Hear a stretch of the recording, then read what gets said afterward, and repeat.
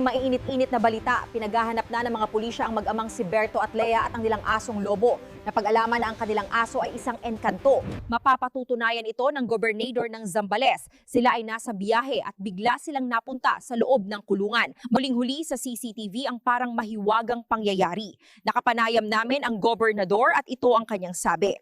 Gab, totoo bang balita na may mahiwagang asong lobo na yan? Anong nangyari sa inyo na nasa Zambales kayo at bigla kayong napunta sa kulungan ng Bulacan? Sinabihan ako ng aking abogado na wag muna akong magsalita. Paalam sa inyo.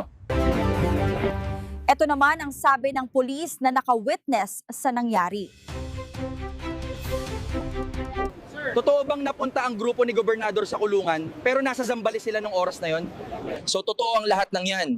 Kitang-kita sa CCTV camera at ako mismo ang nakasaksi ng lahat ng pangyayari.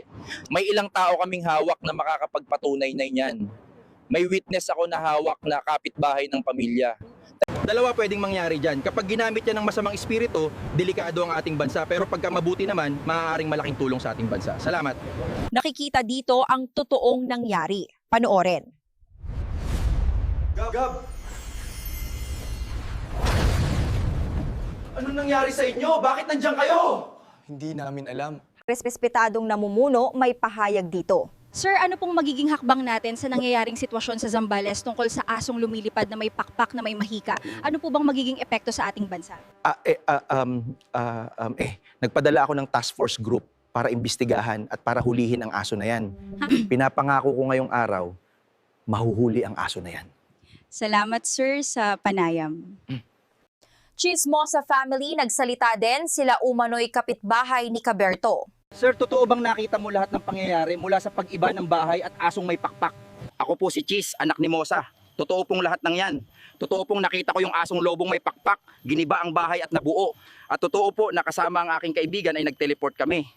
Ma'am, ano pong masasabi nyo sa issue na to? Kasi nagbibigay ng masamang epekto ito sa anak nyo. Ako si Mosa, anak ko si Chis. Totoo lahat ng nangyari na yan. Hindi na nakakatulog ang anak ko sa pangyayari. Nagkakaroon na siya ng depresyon. Kaya dapat mahuli na yung asong lobong na may pakpak na yan. Malas yan. Sugod! Palibutan ng bahay! Tigil!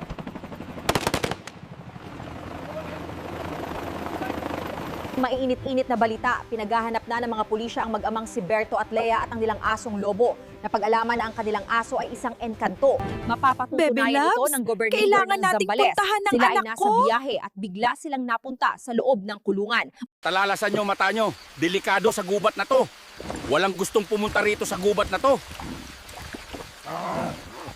Huwag kayong mag-alala, kaibigan kong tao. Poprotektahan ko kayo.